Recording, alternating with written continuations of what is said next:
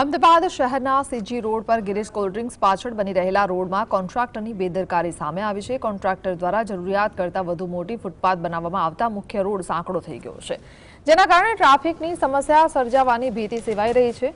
આ મામલે વિવાદ વધતા સ્ટેન્ડિંગ કમિટીના ચેરમેન અને ડેપ્યુટી મેયર તાત્કાલિક ઘટનાસ્થળે દોડી ગયા હતા। તંત્ર દ્વારા હાલ રોડની કામગીરી અટકાવી દેવામાં આવી છે અને જવાબદાર અધિકારીઓ પાસે ખુલાસો માંગવામાં આવ્યો છે।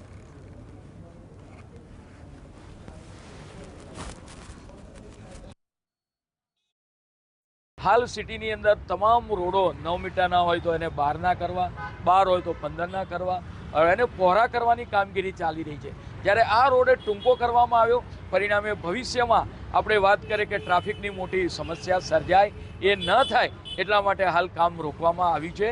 બપોર પછી ડીવાયએમસી કમિશનરશ્રી વિઝિટ કરી જવાબદાર લોકો સામે પણ એક્શન લેશે।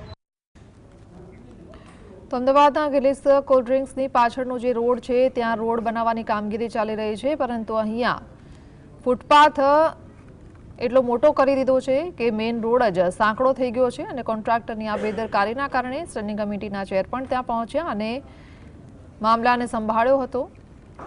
ટ્રાફિકની સમસ્યા સર્જાવાની ભીતિ પણ સેવાઈ રહી છે આ મામલાના કારણે।